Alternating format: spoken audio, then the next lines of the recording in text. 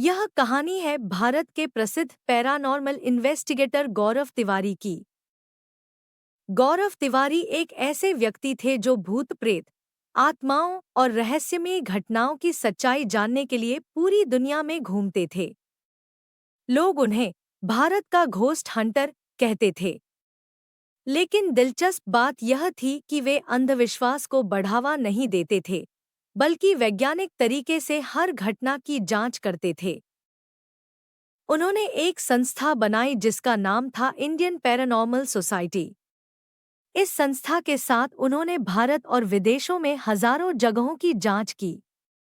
उनकी जिंदगी में कई ऐसे मामले आए जो बहुत डरावने और रहस्यमयी थे। पहला केस, दिल्ली का भूतिया फ्लैट। दिल्ली में एक परिवार ने गौरव तिवारी को बुलाया। उनका कहना था कि रात को उनके घर में अजीब आवाजें आती थीं। कभी किचन में बर्तन अपने आप गिर जाते, तो कभी कमरे में किसी के चलने की आवाज सुनाई देती। गौरव और उनकी टीम रात को उस फ्लैट में रुके। उन्होंने कैमरे और विशेष उपकरण लगाए। आधी रात के बाद अचानक एक कमरे का दरवाजा तेज आवाज के साथ बंद हो गया। परिवार डर गया और उन्हें लगा कि यह किसी आत्मा का काम है। लेकिन गौरव ने जांच की तो पता चला कि उस कमरे में तेज हवा और प्रेशर का असर था, जिससे दरवाजा अपने आप बंद हो जाता था। इस केस में उन्होंने साबित किया कि हर घटना भूत नहीं होती। दूसरा केस, राजस्थान का रहस्यमयी किला। एक बार उन्हें राजस्थान के एक पुराने किले में बुलाया गया। वहां के लोग कहते थे कि रात को किले के अंदर किसी के रोने की आवाज सुनाई देती है और कई लोगों ने सफेद साया देखने का दावा किया था। गौरव अपनी टीम के साथ पूरी रात वहां रहे। रात के लगभग 2 बजे उन्हें भी एक अजीब सी आवाज सुनाई दी। उन्होंने उस आवाज का पीछा किया और पता लगाया कि किले के अंदर पुराने सुरंगों में हवा की गूंज से ऐसी आवाज बनती थी। लेकिन कुछ लोगों का कहना था कि उस रात उनके कैमरे में एक अजीब परछाई भी रिकॉर्ड हुई थी।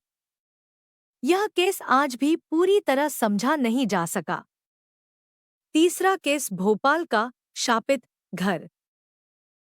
भोपाल में एक घर के बारे में कहा जाता था कि वहां रहने वाले लोग बीमार पड़ जाते हैं और अजीब घटनाएं होती हैं।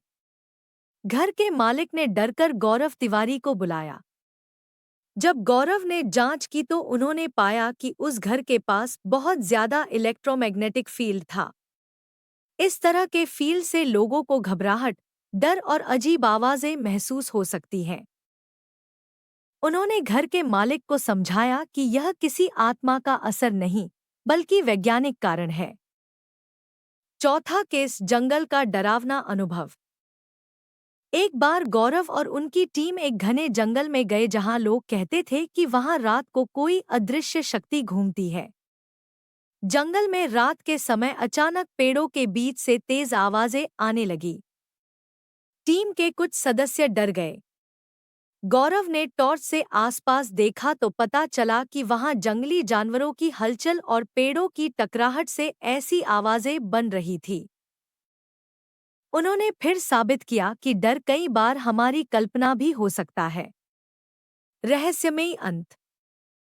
इतनी रहस्यमयी घटनाओं की जांच करने वाले गौरव तिवारी की खुद की मौत भी रहस्य बन गई। साल 2016 में वे अपने घर में मृत पाए गए। उनकी मौत की खबर सुनकर लोगों में कई तरह की कहानियां फैल गईं। कुछ लोगों ने कहा कि यह सामान्य घटना थी, जबकि कुछ लोगों को लगा कि शायद किसी अनजानी शक्ति का इसमें हाथ हो सकता है। आज भी गौरव तिवारी की कहानी लोगों को रोमांच और डर दोनों का एहसास कराती है। उन्होंने लोगों को यह सिखाया कि हर रहस्य के पीछे सच जानने की कोशिश करनी चाहिए।